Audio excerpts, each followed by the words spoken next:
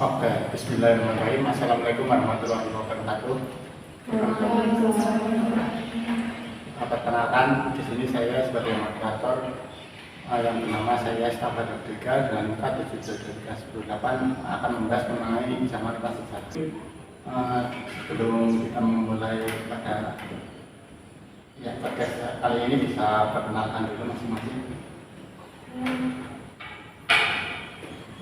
Baik, izin memperkenalkan diri. Saya Salsabila Effendi dari kelas 3C pastinya. Ya, saya Zulfanama dengan NIM K7223126. Dan saya Mutia Maharani dengan NIM K7223115. Terima kasih dari PMS nih, dari Universitas Kasmarat sampai ke ISTEK Kebumen. Oke teman-teman semua, hari ini kita akan membahas mengenai suatu topik yang cukup menarik, yaitu tentang zaman prasejarah. Mungkin dari narasumber bisa dijelaskan lebih lanjut terkait materi ini. Jadi hari ini itu kita akan membahas mengenai zaman prasejarah yang akan dirangkum dalam beberapa poin. Poin pertama itu tentang pembagian zaman prasejarah berdasarkan geologi. Poin kedua, pembagian zaman prasejarah Indonesia. Poin ketiga, manusia purba zaman prasejarah Indonesia. Dan yang terakhir, tentang kebudayaan nenek moyang Indonesia. Menarik sekali kedengarannya. Mungkin dapat dijelaskan lebih detail lagi atau lebih dalam lagi. Nah, kalau geologi sendiri merupakan bidang ilmu atau bidang studi yang mempelajari suatu mengenai planet bumi beserta isinya. Dan sedangkan untuk zaman prasejarah, menurut KBBI, merupakan zaman ketika orang belum mengenal sejarah atau zaman sebelum sejarah. Maka zaman prasejarah berdasarkan geologi merupakan suatu zaman sebelum sejarah yang diukur berdasarkan perubahan geologinya. Jadi zaman prasejarah berdasarkan geologi itu zaman prasejarah berdasarkan perubahan bumi.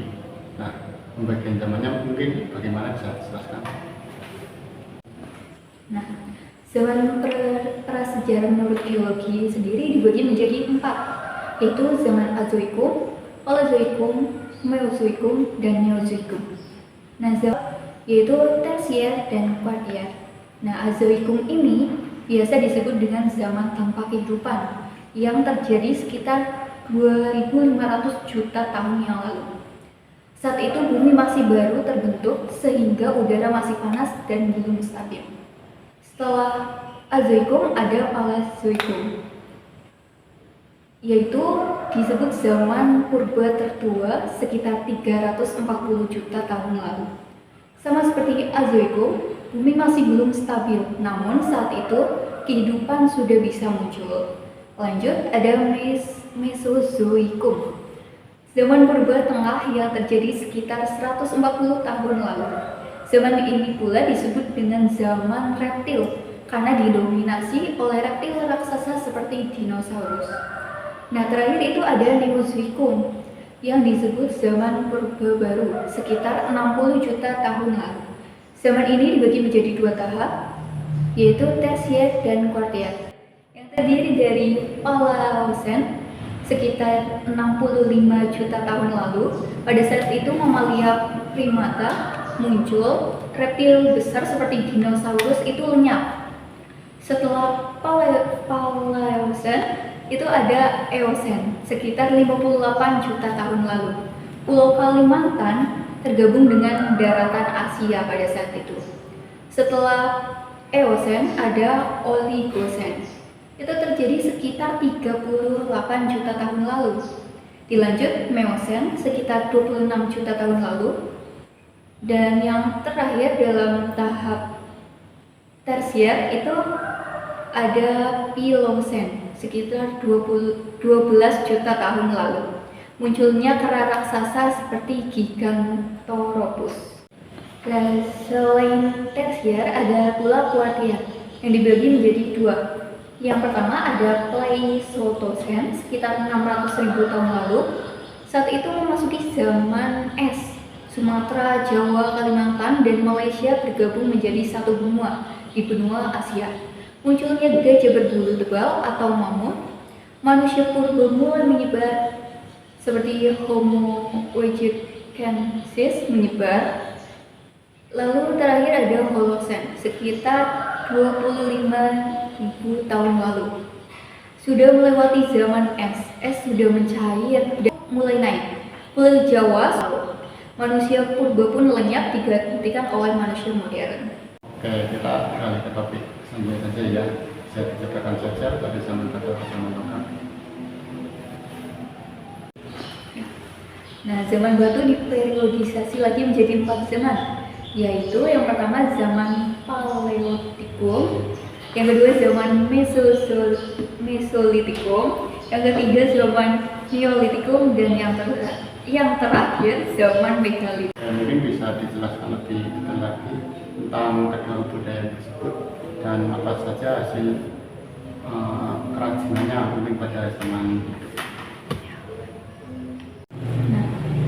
Yang pertama kita menjelaskan tentang zaman batu tua dulu ya.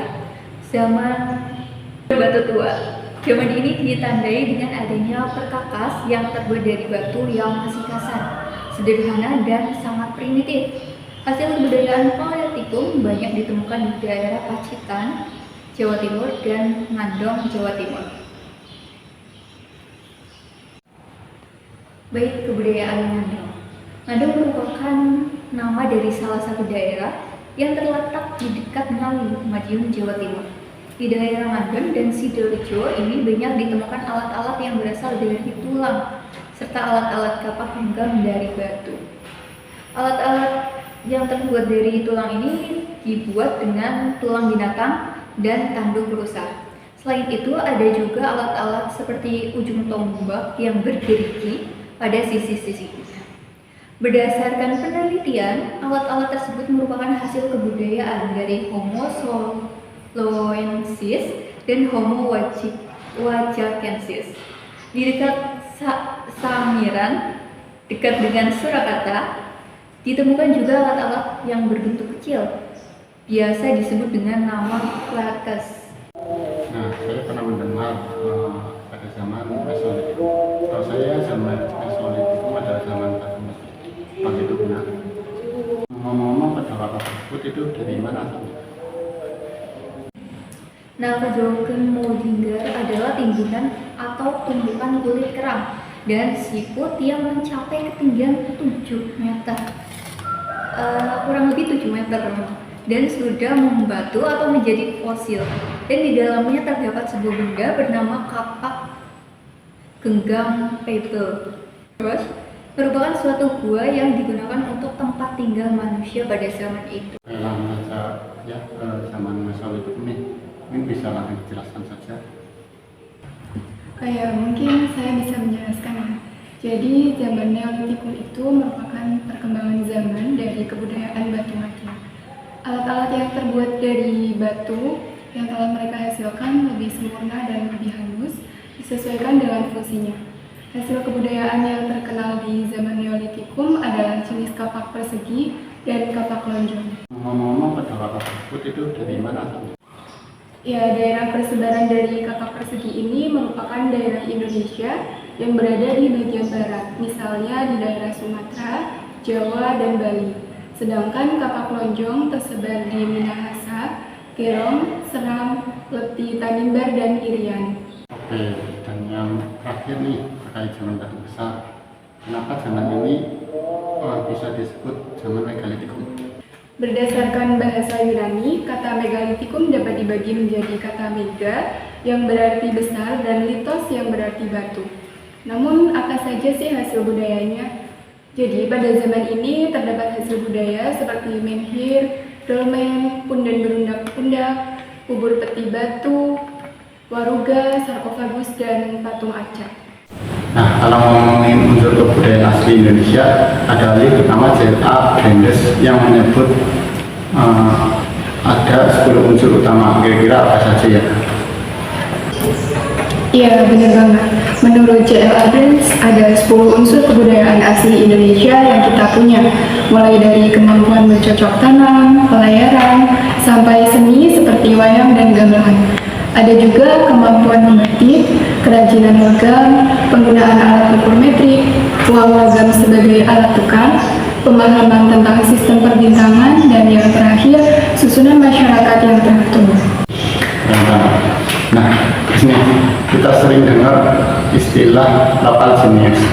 Tapi sebenarnya apa itu artinya? Lokal jenius itu sebenarnya merujuk ke kecerdasan asli yang dimiliki nenek moyang kita. Mereka punya kemampuan luar biasa di berbagai bidang, kayak pertanian, seni, teknologi, sampai navigasi. Oke, nah kita bahas selanjutnya yaitu soal foto Melayu dan Deuteron Melayu. Itu bedanya apa? Bisa dijelaskan? Proto Melayu itu mencakup suku-suku seperti Batak, Dayak, dan Toraja. Sementara Deuteron Melayu itu meliputi suku Jawa, Sunda, dan Minang. Jadi perbedaannya ada di suku-suku yang termasuk dalam kedua kelompok ini. Kita kan lagi ngomongin soal nenek moyang nih. Jadi ada nih contoh artefak di Indonesia yang menunjukkan adanya kultus nenek moyang. Contohnya ada gambar-gambar cadas di Sulawesi Selatan yang menunjukkan penghormatan kepada leluhur. Di Bali juga ada tahta batu dan arca nenek moyang yang dipakai dalam upacara-upacara khusus buat menghormati nenek moyang tersebut. Terakhir, menurut penelitian arkeologi, dari mana sih asal-usul nenek moyang bangsa Indonesia? Penelitian arkeologi menunjukkan bahwa nenek moyang kita berasal dari bangsa Austronesia yang bermigrasi dari Asia Tengah. Jadi nenek moyang kita punya sejarah migrasi yang panjang dan luar biasa. Hebat ya, teman-teman kita bisa membuat suatu menjadi benda yang lebih bermanfaat. Selanjutnya, ini terkait zaman logam atau perundakian.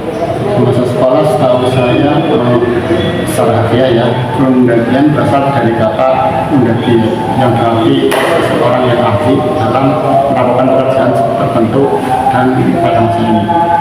Kehidupan masyarakat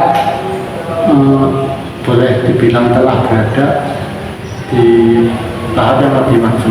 Lantaran sudah memiliki keterampilan untuk membuat alat-alat dari bahan bambu. Apakah itu benar? Oke, izin menjawab. Ya, benar sekali. Adapun alat-alat tersebut nantinya digunakan untuk memenuhi kebutuhan sehari-hari, baik untuk bertani, berburu, ataupun melakukan upacara tertentu. Pada zaman ini dibagi menjadi dua, yaitu zaman perunggu dan zaman besi. Pada zaman perunggu, hasil budayanya berupa barang-barang yang terbuat dari perunggu seperti nekara, kapak corong atau sepatu, dan bejana perunggu. Sedangkan pada zaman besi, alat-alat yang dihasilkan seperti mata kapak, bertungkai kayu, mata sabit, mata pedang, dan cangkul. Nah, masih poin berikutnya nih, mengenai manusia purba. Gimana sebenarnya mereka ini bisa berakhir di Pulau Jawa? Jadi waktu itu Pulau Jawa masih nyatu sama benua Asia dan Afrika. Dan entah apa yang ada di kepala nenek moyang kita waktu itu, tapi mereka pada suatu hari mutusin buat ninggalin kampung halamannya. Kata peneliti, kemungkinan besar mereka bukan kerasukan, tapi terpaksa pindah atau karena kondisi lingkungannya yang memang udah berubah. Kalau sekarang kita tinggal naik pesawat, mereka dulu harus jalan kaki ratusan kilometer, ngikutin garis pantai, dan akhirnya mereka sampai di Pulau Jawa. Dari kumpulan tulang manusia purba yang berhasil digali di lembah Bengawan Solo, diperkirakan mereka ngabisin waktu lama di Indonesia 6 kali lebih lama dari usia spesies kita. Penemuan-penemuan ini bikin lembah Bengawan Solo menjadi salah satu situs purbakala paling penting di dunia. Nah, manusia purba itu kan banyak ditemukan di Indonesia. Lalu apa saja jenis dan ciri-ciri yang dimiliki manusia purba saat itu? Oke, manusia purba yang ada di Indonesia yaitu ada 3 jenis.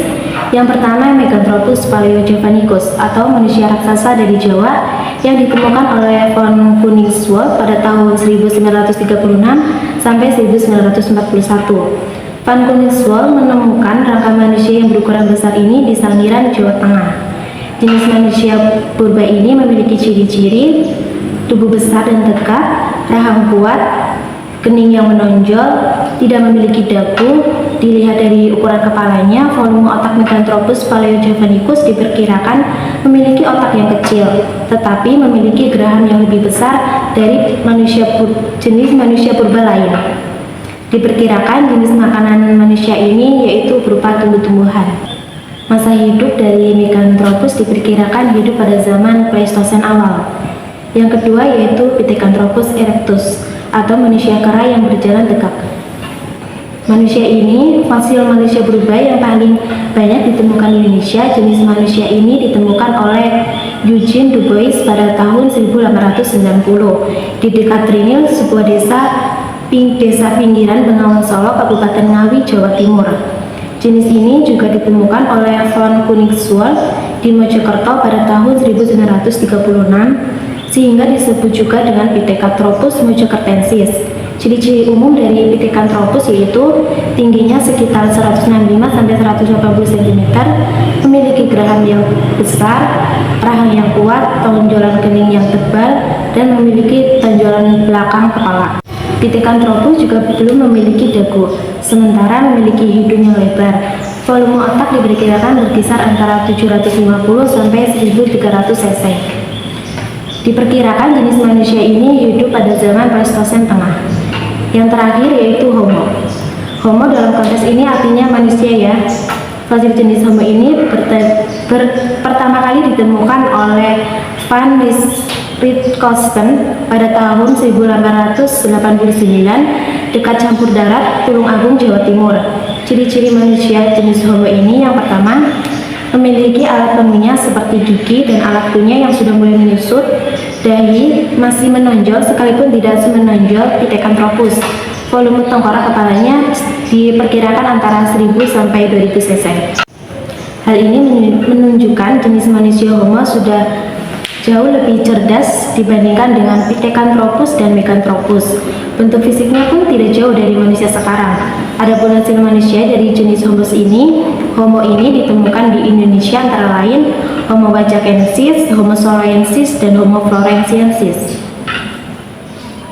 Mengapa penemuan fosil manusia purba di Indonesia penting untuk memahami evolusi manusia?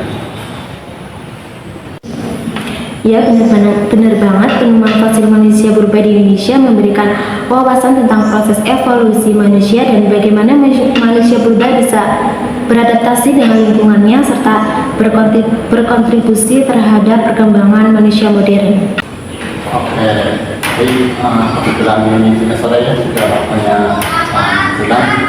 Demikian hasil dari podcast kita kali ini, dan sebelumnya terima kasih karena mau mampir sekali ini, dan itulah hasil dari obrolan tentang sejarah kita berangkat. Ya, sekian dari saya, billahi taufiq wal hidayah. Wassalamualaikum warahmatullahi wabarakatuh.